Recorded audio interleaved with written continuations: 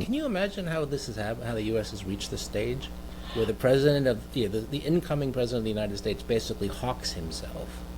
Yeah.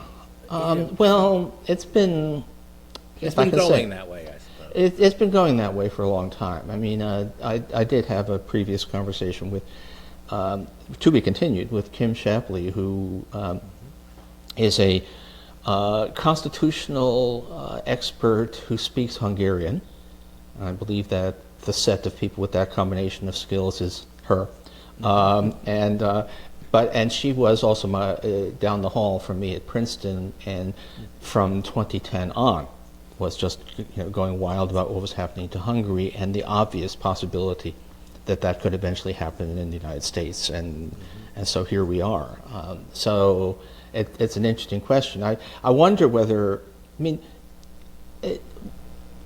this is kind of a little random here, but there are at least hints that the Europeans are kind of stiffening, getting their act together.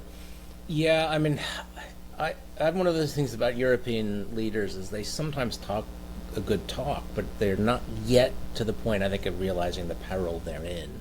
J.D. Vance helped, thankfully. Yeah. That Vance's speech, which I'm sure played wonderfully to the MAGA base, and that was what it was aimed at. I don't think he really cares about Europeans at all. But it was so offensive to European democratic values. And then that he went to meet the AfD leader, the leader of this far-right party in Germany right after that. Right.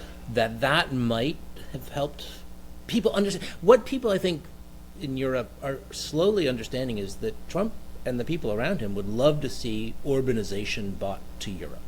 They'd love to see Viktor Orban kind of rules, one-man authoritarian right-wing rules, take over all of Europe. I mean, be it the National Front in France or the AfD in Germany. I don't think people quite understood that. I think they thought Trump was just sort of this guy who made a ton of money, crude, whatever.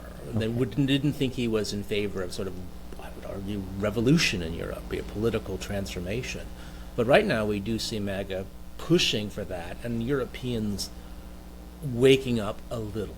I think it's still got a long way to go. I think it varies probably quite a lot by country. I mean, obviously the Baltics are all in. Poland is all in. And France and Britain for sure. Britain's torn because they have this view of the special relationship, and they never want to give it up. They honestly think, we can be this bridge between America and Europe. So you're seeing this sort of torn reaction by the British. Interesting. They're going to have some. Yeah, it's going to be a bit of a rude awakening.